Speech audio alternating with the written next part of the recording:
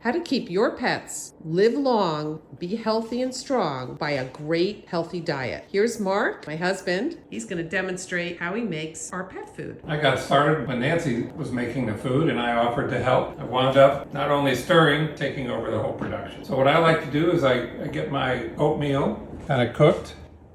It's still a little warm, so I can add coconut oil to it and have the coconut oil melt. But I don't want the oatmeal too hot, so we don't want to keep the food raw. So then we're gonna mix in some vegetables, which I've got here, some fruit, eggs, and then our meats. I've also got a dry mix that's wheat germ, oat bran, spirulina, chlorella, a variety of nutrients all put in there. And we make that ahead of time, keep it in the cupboard so we can use it when we need it. I should say these containers are really good because we want to keep the food fresh for a few days and not let it get stale. So we're using glass containers.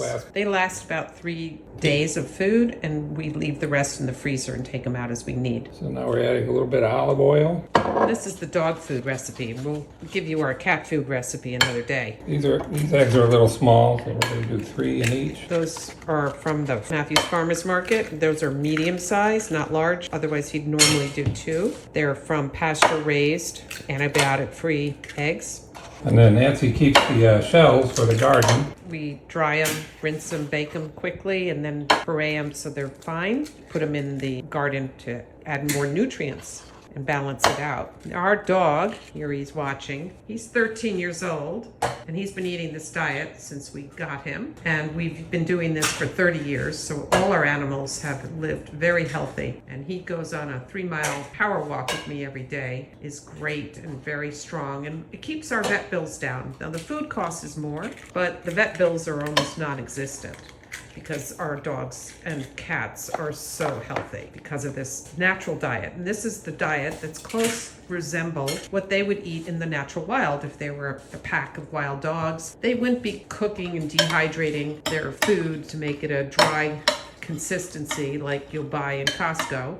Instead, it'll be a raw diet. They'll catch some wildlife and graze on some vegetables and grass. And this diet kind of resembles what they would eat if they were fending for themselves. Low on pesticides, if not any. Most of our vegetables we buy at the farmer's market, so they're all organic. And you can make your own version. Doesn't have to be this. This is just what we've come up with, and it varies. The vegetables change based on the season. You can use a different grain. You don't have to use oatmeal. You can use rice, you can use farro, any good healthy organic grains. Next I'm just going to puree all the vegetables or chop them up. We used to give the dog big chunks, but now that he's older he seems to prefer having it ground up a bit. So I'm going to grind that up and see you back after I do that. Okay. So you're back with us, so we're finishing up stirring up the vegetables. So this is kind of cooled off a bit, so that's why I can pick it up. We're going to mix in the oatmeal. Then I've put on some gloves to handle the meat.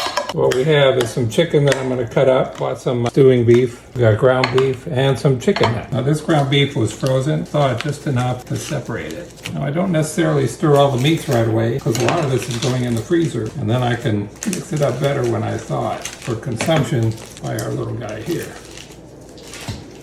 Throw in the chicken neck. We get these from Peaceful Meadows, a local farmer that I go to the Matthews Farmers Market and pick them up. But you can probably pick some up also at the Charlotte Regional Farmers Market. They have a lot of vendors that don't use antibiotics or hormones and give them a good feed, and their animals are pasture raised rather than cage raised. So you can get some really healthy meats that way. Mark supplements with some meats he buys at Sprouts or Fresh Market that are antibiotic free and pasture raised, puts in some chunks of chicken. These are the chicken thighs, a little more economical than the breast. When we're dishing out the food, we kind of give them a little bit of each meat.